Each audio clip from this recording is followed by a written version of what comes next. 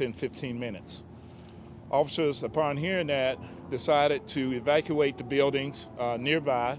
So they began knocking on doors, making announcements, having emergency communications, communicate with everyone to get people safe.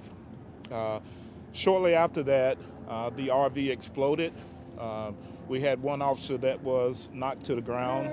Another officer is fine.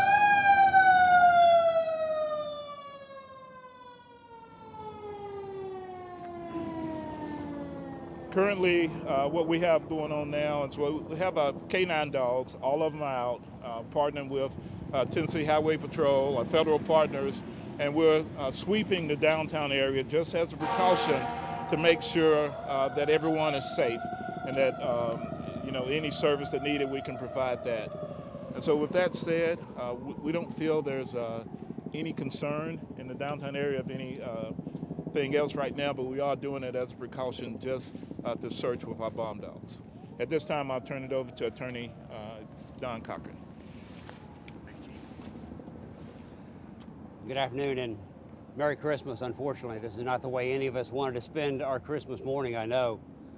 But I'm Don Cochran. I'm the U.S. Attorney here in Nashville, Tennessee. This morning I briefed the Acting Attorney General, Jeff Rosen, on the situation here in Nashville, and he has told me to tell the police chief in Nashville that we are devoting the entire resources of the Department of Justice to help in their investigation. FBI and ATF are taking the lead in this investigation, and I want to turn the stage over first to Assistant Special Agent in Charge Matt Foster of the FBI, and then Special Agent in Charge Mickey French of the ATF to explain some of the resources that the federal government is going to bring to bear on this situation. Matt. Thank you, Don. The FBI stands with the city of Nashville today in this very tragic Christmas Day event. This is our city too. We live here, we work here, and we're putting everything we have into finding who was responsible for what's happened here today. As part of doing that, there are investigative leads to be pursued. There's also technical work that needs to happen, and we're standing with Metro Nashville Police Department and our federal partners and our state partners to bring every resource we can possibly bring to bear to find out what happened here today and to bring those responsible to justice. The investigative leads, I'm sure you understand, is not something that we can talk about. As we continue to pursue every tip, I would ask the public to go to www.fbi.gov/Nashville. It's www.fbi.gov/Nashville, where an online tip submission process has been set up. Please tell us what you know. We need your leads, we need your help. You can also call 1-800-CALL-FBI. Call in tip information if you know anything about what has happened here today. We'd appreciate your help. On the technical side, our focus will be on bringing the technical experts of the FBI from across the country, including the FBI laboratory, our hazardous devices school, and our experts from evidence response teams nationwide into Nashville to help process this massive crime scene, along with the ATF, Metro Nashville PD, and the many other partners who were part of this effort that will continue. We will find out what happened here. That's all. Good afternoon. My name is Mickey French. I'm the Special Agent in charge for the ATF Nashville Field Division. ATF is continuing to be a critical partner with the Metro Nashville Police Department as well as our federal counterparts. ATF responded this morning with several groups and personnel from the Nashville Field Division. We've also activated our national response team. That particular team is made up of specialists as well, certified explosive specialists, chemists, engineers, as well as evidence recovery, interview teams, and so forth. We'll be coordinating that with Metro Nashville Police Department as well as the FBI, and we'll put together a team that is going to collectively work this investigation to the fullest. Our main priority is obviously to keep our Nashville citizens safe and secure, and we'll work jointly with everybody here to do that. Thank you. Good afternoon.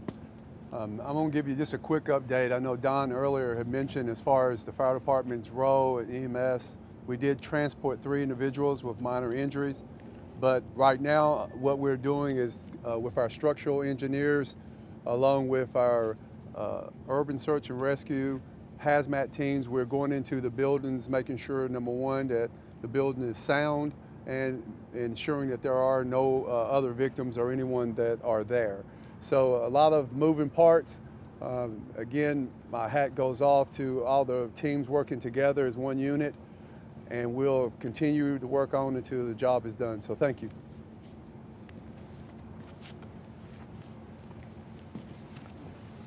All right, ladies and gentlemen, that's the update as we know it at present. If there is another briefing for this afternoon, we'll let you know. But you pretty much know what we know at this juncture as far as our community is concerned. Again, to reiterate, we know of no other imminent danger to the city at this point. The bomb dogs going through the downtown area now are doing that as a precaution. Okay? I can't hear you, Harriet. Do we have a number yet of maybe an estimate of how many buildings have been damaged in this incident? I'll talk with Joseph Pleasant from OEM. I can tell you that several of the buildings on 2nd Avenue have structural damage. Several of them have been damaged, some more than others. But we'll get that for you. I know that, as Chief Swan said, the fire department's looking at those structural issues now to determine any more potential impact. The bottom line, Don, at this point, do you know the target? Do you know the purpose of why this happened? As the FBI said, we will find that out. There are a number of people working right now on Christmas Day running leads throughout the city. From our police department, the FBI, ATF, answers will be forthcoming. We can't discuss those with you now or exactly what we're looking at, but answers I'm sure will be forthcoming. Don, was there a body found? I have no information about any body being found. We do not know whether anyone was in the RV when it exploded. We do not know whether anyone was in the RV when it exploded. So I can't tell you at this point whether there's a potential for a fatality in that scenario. The megaphone that was warning people to leave, do we know if that was coming from the truck? Was it coming from somewhere else? Do we know? It is believed it was coming from the RV. Coming from the RV? Yes. Dying, or was it someone saying? There were announcements coming from the RV, and that's the extent of what we can say at this point. Is there any surveillance footage that police are investigating right now? There are cameras throughout this downtown area. Yes, we have been reviewing downtown cameras, and that is all part of the totality of the investigation. Don, you mentioned some people may have been taken to Central Precinct, whether they were just witnesses to give a statement, to share what they saw. Has anything come to fruition from that that you can share? Just providing more pieces to the puzzle, more information. As Chief Drake said, we had a number of officers, several officers on 2nd Avenue who were working to protect the public when the explosion occurred. As he said, one of those officers was knocked off his feet. We have some counselors with our officers, our behavioral health folks are with those officers, ensuring that they're okay.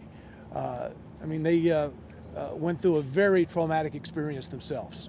Can you speak to just, I mean, really, it's amazing how these officers and first responders run into the face of danger. They knew, according to that RV, that there was some kind of threat, and they continued to take their time to get people out. Well, they went to the residential areas on 2nd Avenue and did their best to get people to safety. Obviously, they heard the announcements coming from this vehicle. They took them seriously and were working to seal the streets, to protect folks, and we think it worked. We think lives were saved by those officers doing just that. All right, thanks very much, folks. Don, can we ask one final question? Just really quickly about the location. It's close to AT&T. There's a lot of talk about AT&T, especially with the servers now that it was related to targeting AT&T? The vehicle explosion occurred outside 166 Second, the AT&T building. We do not know if that was a coincidence or whether that was the intention. Okay?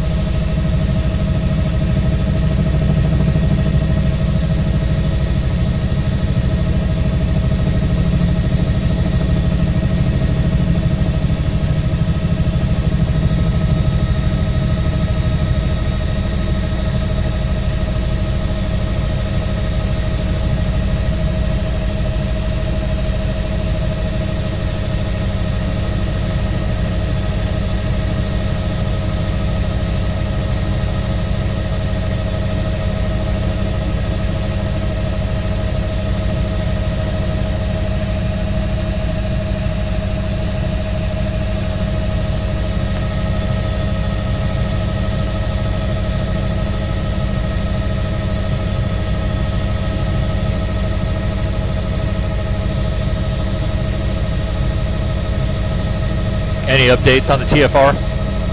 Okay. Man, you're doing great. This is...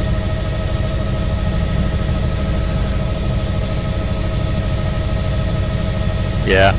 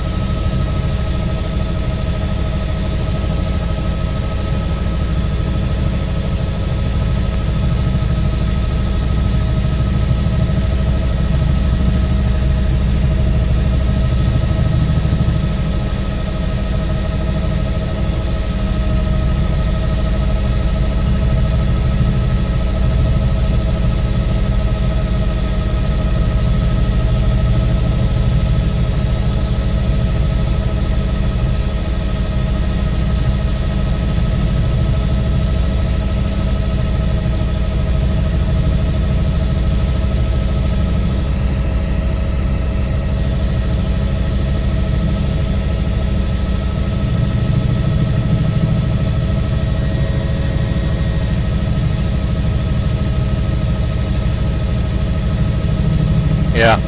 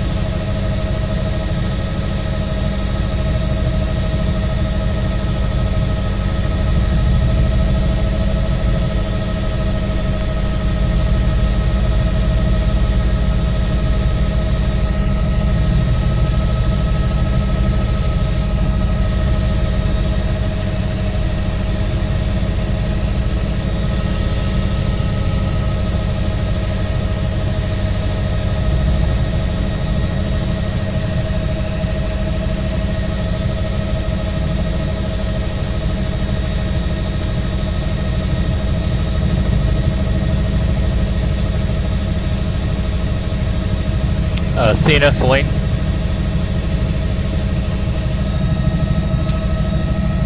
No. I think she's been here about 2 years.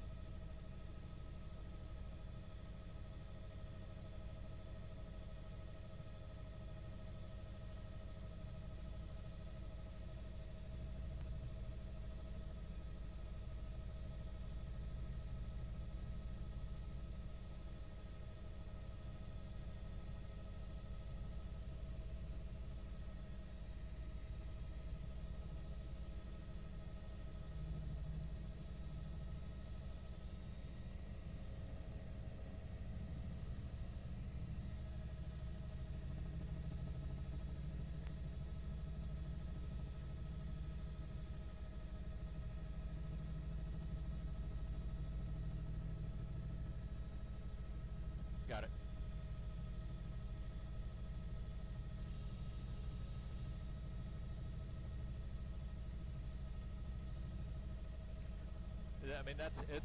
I mean, I want to be courteous to them. If we need to bug out or go further up or out, that's fine.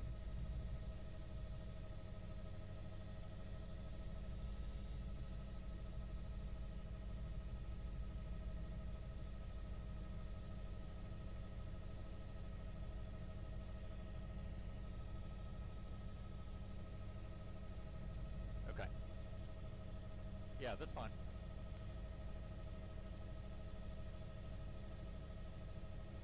I mean, the reality is the scene's not going to change.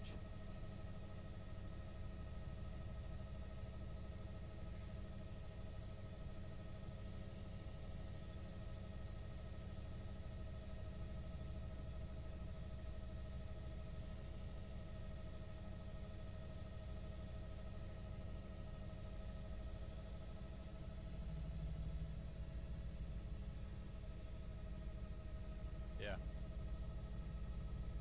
Yeah.